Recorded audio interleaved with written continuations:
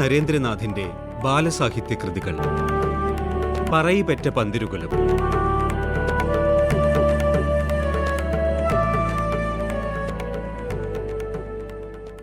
കൈ കഴുകി പാണനാർ പടിയിൽ വന്നിരുന്നു. ഒക്കെ നേരെയാവും. താൻ നേരെയാവോ പാണനാരെ? പതുക്കെ പതുക്കെ നേരെയാവും. തമ്പുരാൻ വിഷമിക്കണ്ട. പാണനാർ ഉടുക്ക് കയ്യിലെടുത്ത് കൊട്ടിപ്പാടി. ആകാശക്കൂടുമേലുണ്ട്. ആ ഗാനം അനർഗളം ഒഴുകി. അഗ്നിഹോത്രി അതിൽ ലയിച്ചിരുന്നു. പാണനാർ എഴുന്നേറ്റു. അടിയൻ പോട്ടെ തമ്പ്രാ, ഇനി എന്നാ വരിക? അടിയൻ്റെ കൊട്ടും പാട്ടും തമ്പുരാൻ ഇഷ്ടായോ? ഇഷ്ടായി, അസലായി ഇഷ്ടായി.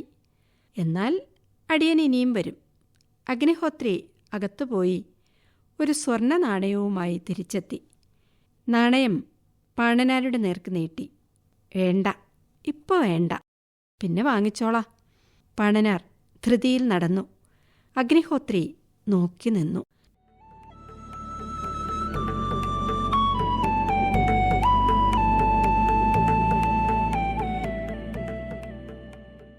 ഉപ്പുകൂറ്റൻ, പറയിപെറ്റ പന്തിരുകുലത്തിലെ അംഗം, പ്രസരിപ്പോടെ വിളിച്ചു പറഞ്ഞുകൊണ്ടിരുന്നു.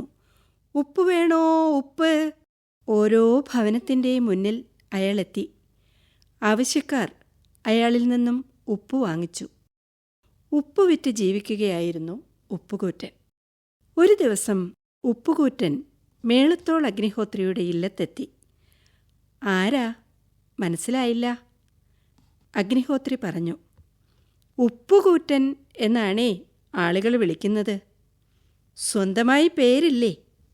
സ്വന്തമായി ആർക്കാണ് ലോകത്തിൽ പേരുള്ളത്? മറ്റുള്ളവരിൽ നിന്ന് ഒരാളെ വേർതിരിച്ച് മനസ്സിലാക്കാൻ ഒരു പേര് വിളിക്കുന്നു. അത്രയല്ലേ ഉള്ളൂ പേരിൻ്റെ മഹത്വം തമ്പുരാനെ.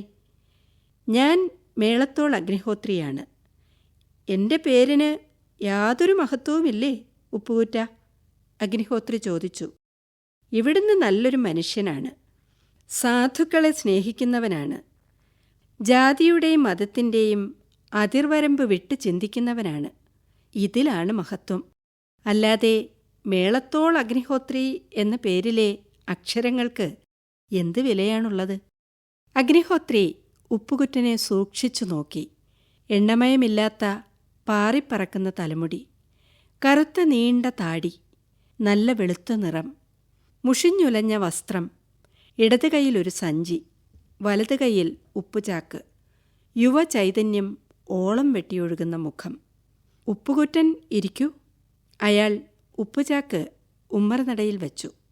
സഞ്ചി കയ്യിൽ തന്നെ പിടിച്ചു. എന്താ സഞ്ചിയിൽ? അതിപ്പോൾ പറയില്ല. ഉപ്പുകുറ്റൻ്റെ വീടെവിടെയാണ്? അങ്ങ് കിഴക്കേ ഗ്രാമത്തിൽ. വീട്ടിലാരൊക്കെയുണ്ട്? ആരുമില്ല.